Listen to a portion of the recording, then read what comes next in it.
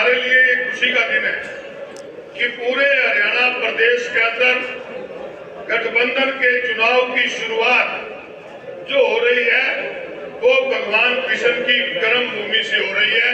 और हुड्डा साहब, उदयवान जी स्वयं और गुप्ता जी यहाँ पर है, तो ये निश्चित है कि जिस धरती से शुरुआत हुई है, ये धरती जो है इसने अन्याय के खिलाफ भगवान कृष्ण ने लड़ाई लड़के न्याय की जीत।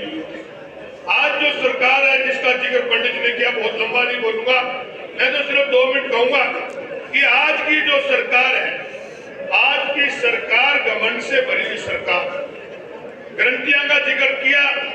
आज की सरकार का जो मुखिया है वो कभी नहीं कहता कि भारत सरकार, मेरी सरकार, बीजेपी की सरकार, वो इतना घमंड से बना हुआ है कि मोदी ने ये किया। अपने नाम का तो कोई इस्तेमाल नहीं करता। हम हुड्डा साहब के काम गिनाते हैं कि हुड्डा साहब ने ये किया, वो क्या मोदी ने ये किया। ये एक घमंड बोल रहा है, और घमंड कभी किसी का नहीं रहा, रावण का भी नहीं रहा। यहाँ तो वो लोग चले गए कि जिनके राज के अंदर कहते हैं कि सूरज भी नहीं छिपा करता था, अंग्रेज नहीं रहे, तो मोदी जी की क्या ताकत है। घमंड किसी का नहीं रहेगा। इस पवित्र भूमि से जीत न्याय की होगी। निश्चित रूप से गठबंधन का प्रत्याशी जीतेगा ही नहीं, इस देश के अंदर गठबंधन की सरकार बढ़ेगी। एक साथी कह रहा था, मेरे से पहले बोलने वाला, कि कह रहा था कि ये कह रहे हैं आपकी बार 400 पार। तुम्हें याद होगा इन्होंने एक नारा दिया था विधानसभा चुनाव के अंदर कि अब की बार 75 पार।